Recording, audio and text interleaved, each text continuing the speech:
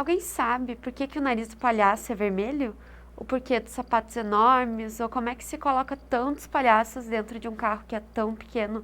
A realidade é que brincadeiras, piadas e sorrisos nutrem a alma, como faz a arte. Ser palhaço é um compromisso, algo que não se abandona.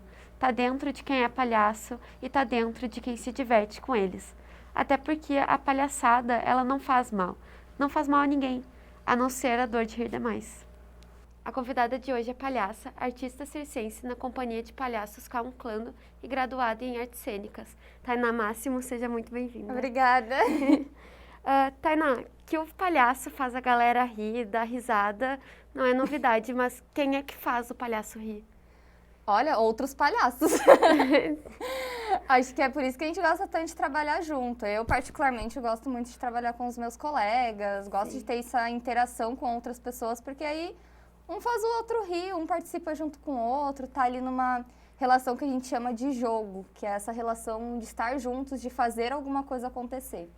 Ser palhaça, agora que lentamente, tem voltado os espetáculos, é diferente de quando não existia nem vacina, nem a possibilidade de eventos presenciais? É bem diferente. Eu acho que a pandemia ela veio para mudar muito o nosso cenário artístico, porque acredito que do começo da pandemia para cá, um medo geral se instaurou e tudo fechou, os teatros fecharam. Durante um tempo a gente teve essa impossibilidade de trabalhar. Eu vejo, por exemplo, na companhia Claucano, que é a companhia que eu trabalho, no começo da pandemia, a gente entrou num certo estado de negação, de nosso trabalho é presencial, não quero entrar nesse meio virtual. Até que as coisas foram se estendendo, foram piorando e a gente percebeu que não tem como fugir desse meio virtual, porque é o que ele faz parte do cotidiano de todo mundo agora. Então, esse começo de pandemia, ele foi um pouco mais truncado, assim, um pouco mais difícil. E eu acredito que essa volta também está sendo igualmente complicada, porque a gente desacostumou a ter esse contato com as outras pessoas. Agora, acho que no mês de outubro, a gente participou de um evento ali da Feira do Livro. E a gente apresentou presencialmente pela primeira vez depois de quase 2 anos. Então, foi muito emocionante pra gente e a gente percebeu que também foi emocionante pro público, porque voltar a ter esse contato presencial pra gente tá sendo muito forte, sabe? Porque, como eu te falei, a gente precisa dessa relação com o outro, dessa relação de jogo entre nós mesmos da companhia, mas principalmente entre a gente com o público. Então, foi muito emocionante, assim, a nossa primeira apresentação presencial. Deu um quentinho no coração, eu acho. Porque a gente se emocionou muito depois de apresentar, a gente conversou com o público depois da apresentação e também deu para sentir essa energia emocionada de que as coisas estão voltando e eu acho que as coisas estão voltando, mas vão continuar nesse limiar, assim, nesse meio termo de fazer coisas presenciais, mas também fazer coisas online, porque as duas coisas têm pontos muito positivos e alguns pontos negativos. Então, acho que vale muito a pena de conseguir conciliar essas duas coisas. Tu acha que essas movimentações agora que vem rolando dos eventos tocam em que parte, assim, das pessoas? Eu acho que muito no lado afetivo. Não sei, particularmente eu acredito que no lado afetivo, acho que demonstra uma certa superação, assim, de que a fase ruim tá acabando, as coisas estão melhorando, as coisas estão voltando, apesar da gente saber que ainda tem muita coisa para se caminhar para frente, muita coisa para avançar. Pelo menos é uma pontinha de esperança de que as coisas estão voltando, sabe? E o palhaço, quando ele chora, ele também tá numa intenção de trazer um alívio cômico para emoções densas emocionalmente? Eu acredito que sim, com certeza. Que eu enxergo o palhaço como o que há de mais humano na gente. Ele transparece toda essa humanidade e faz parte do humano rir, como também faz parte do humano chorar. Então, acho que o choro também é uma via artística, uma via de demonstrar emoções, sabe? Então, eu acredito que o riso, ele também está nesses momentos de tristeza. Seja ele um riso nervoso, seja ele um riso da desgraça, seja ele um riso de tentar colocar para cima em meio a uma situação ruim. A gente tem um espetáculo na nossa companhia que se chama Escaramuça. E ele é um espetáculo que ele vai falar sobre uma guerra, sobre 2 palhaços em uma espécie de bunker que estão tentando sobreviver em meio a essa guerra. E é um cenário totalmente trágico, é um cenário tipo apocalíptico. E ainda assim a gente ri, porque eles estão lá vivendo aquela situação de uma maneira cômica. E ao final é um final um pouco triste, não vou dar spoilers, mas é um final triste, você fica com aquele misto de eu quero rir disso, mas ao mesmo tempo é uma situação muito triste para eu estar rindo. Então eu acho que afetar a pessoa dessa maneira também é muito produtivo e é um objetivo que quando a gente alcança é muito bom, sabe? Porque ele é real, tipo, as pessoas são assim, as pessoas riem e elas choram, não tem por que a gente negar a tristeza ou negar o choro em prol de só o riso. Eu acho que trabalhar com as duas coisas juntos causa uma contradição muito boa, porque você enfatiza tanto o riso quanto o choro. Então acho que é muito bom, assim, fazer as duas coisas juntas. Tu acredita que existe o atraso, o estar atrasado para algo? Acredito, principalmente hoje. Não, brincadeira. Mas eu acredito que existe o atraso, só que eu acho que esse atraso, ele é individual. Eu acho que a gente pode sim enxergar um atraso como algo da humanidade, algo coletivo, mas o atraso também acho que individual mesmo de cada um. Às vezes a gente não tá, acho que com uma psique assim muito alinhada de todo mundo, então acho que às vezes esse atraso pode vir de dentro de cada um. O que tu acredita que impulsiona, né, essas movimentações do segmento cultural e artístico? Sabe que eu não sei te explicar? Às vezes eu me perguntando isso, de por que eu tô aqui? Não é uma profissão fácil, não é uma profissão muitas vezes reconhecida.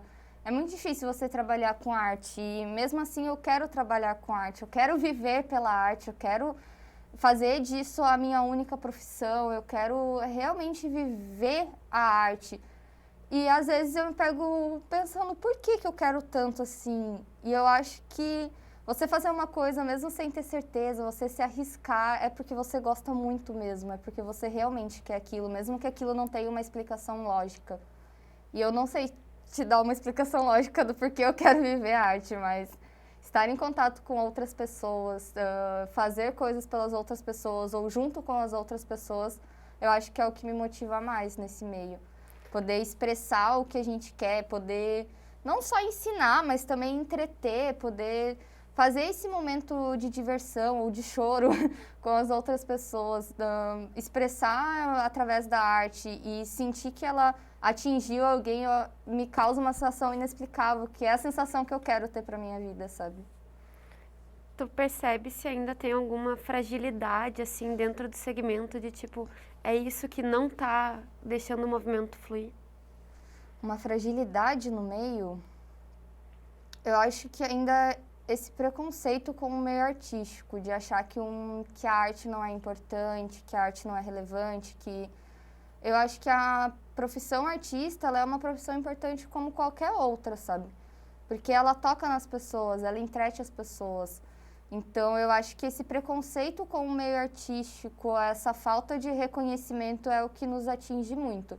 Tanto financeiramente quanto pessoalmente mesmo. É muito chato você ter que se explicar e se reafirmar enquanto artista. Tipo, não, esse não é o meu passatempo, não, esse não é o meu hobby, essa é a minha profissão, eu trabalho com isso. E ter essa falta de reconhecimento das pessoas, eu acho que é o que mais empaca o nosso trabalho.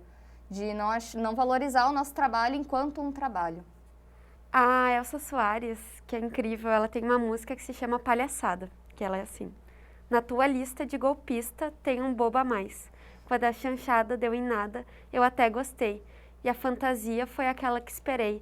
Cara de palhaço, pinta de palhaço, roupa de palhaço. Numa analogia de ser feita de palhaço, o que tu considera que coloca as pessoas do segmento cultural e artístico nessa posição? Num primeiro momento, eu penso que aonde a frase ser feito de palhaço, ela está inserida. De qual é o contexto da frase, qual é o real significado que quiseram dar. É um significado pejorativo ou é um significado valorativo? Porque num primeiro momento, quando alguém fala que fui feita de palhaça, tá achando que eu sou palhaça, me soa como algo pejorativo, porque tá colocando aquilo como algo ruim mesmo, de tipo, ser feito de palhaço é algo ruim, porque fui enganado, ou porque tá me achando bobo, tá me achando algo nesse sentido, sabe? E acaba meio que desvalorizando a nossa profissão, colocando a nossa profissão como algo ruim. E ao mesmo tempo a gente procura converter essa expressão, tipo, sou feita de palhaço. Nossa, olha que legal, sou feita de palhaço. Fui feita de palhaço. Porque ser boba é legal, porque ser palhaço é legal. Então, acho que constantemente a gente tenta mudar essa frase para algo valorativo e não pejorativo. É o que eu busco, pelo menos. Ser feito de palhaço é ser feito de algo bom, não é ser feito de algo ruim. Ser valente, né? Ter coragem. O que é pra ti isso? Pra mim, eu acho que é se arriscar. Eu acho que a coragem, pra mim, tá muito nesse sentido, de você não ter certeza de nada, mas você se arrisca porque você acredita naquilo.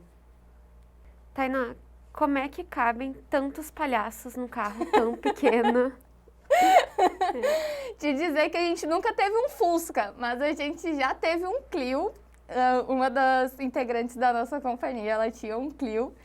E eu não sei, gente, não sei como cabem tantos palhaços. É até feio falar isso aqui pra vocês, porque, né, contra todas as normas de segurança, todas as normas de trânsito.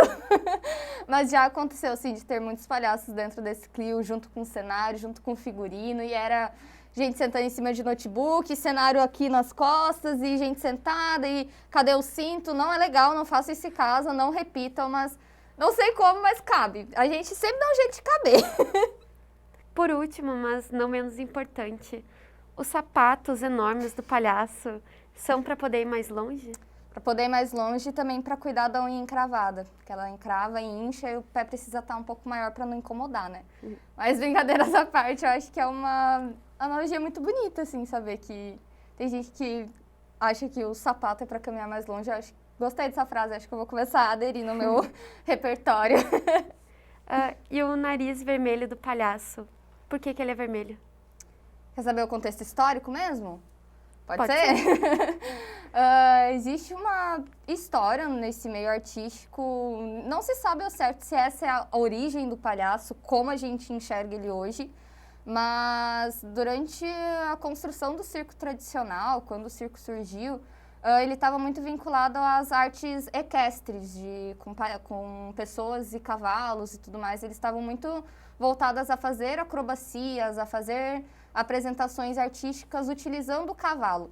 E tinha uma pessoa, agora eu não vou me lembrar o nome, mas esse cara, ele subia nesse cavalo e ele fazia altas coisas nesse cavalo. Ele pulava, ele virava, ele ficava de ponta cabeça em cima do cavalo. E teve uma vez que ele caiu desse cavalo, ele caiu e bateu o nariz no chão e o nariz sangrou e ficou vermelho. E as pessoas riram muito, elas deram muita risada dessa desgraça que aconteceu com ele. Então, o chefe do circo acabou pedindo para que todas as apresentações ele fizesse alguma coisa que caísse ou que fizesse algo que ninguém estava esperando. Então, ele acabou sendo conhecido como esse palhaço desse circo. E por esse primeiro momento dele, ele estar com o nariz manchado de vermelho, acabou que se oficializou que o nariz vermelho é para representar este palhaço, é essa máscara cômica.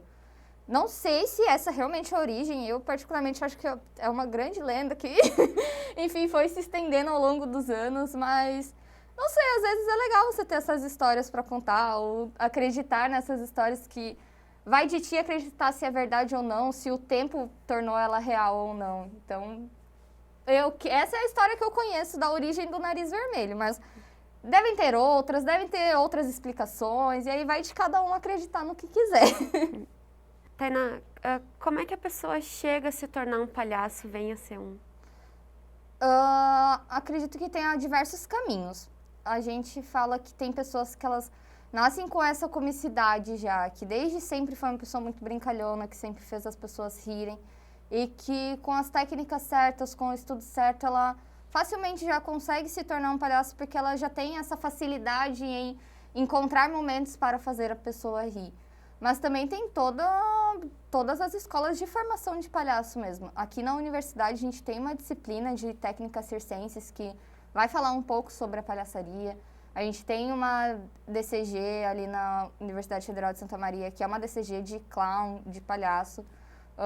E também tem as diversas linhas também da palhaçaria. Tem os palhaços de hospital, que também tem várias oficinas e vários cursos para ser palhaço de hospital. Aqui em Santa Maria tem um movimento muito forte de palhaços de hospital. Também temos a linha da palhaçaria de rua, que também Eu acho que isso é muito da prática. Eu acredito que a palhaçaria de rua, não que as outras não necessitem de prática, mas é porque, por experiência própria, a rua ela é outro ambiente, assim, é outra energia que você tem que ter na rua, porque muita coisa acontece na rua. Não é como um teatro onde tudo está fechado e você está ali, de certa forma, protegido.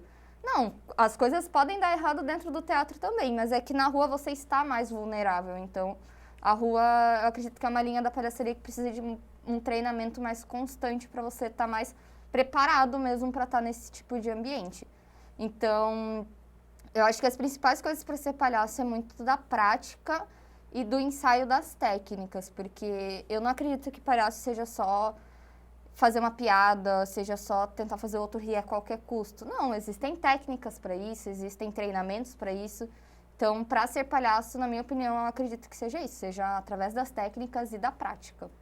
Nesses eventos públicos, né, apresentações em espaços públicos, como isso fortalece a comunidade artística e as pessoas que estão ali prestigiando? Eu acho que esses eventos públicos é um grande espaço para a gente estar inserido, para conseguir ser mais visto, porque é diferente você convidar as pessoas para algo que é do teu nicho, de estar ali, tipo, vou fazer um espetáculo e eu convido. Geralmente a gente convida as pessoas que a gente tem contato. Já num espaço público, num evento público, vão pessoas que você não conhecia antes. Então, automaticamente, a tua visibilidade, ela aumenta para um ramo, para pessoas que não te conheciam antes. E isso é muito bom. Então, acho que eventos públicos, eventos artísticos, que não são só que você está organizando, participar de eventos que outras pessoas estão organizando, faz com que outras pessoas também conheçam o teu trabalho e que o teu trabalho cresça cada vez mais. Então, acredito muito na importância de ter eventos diversos, assim.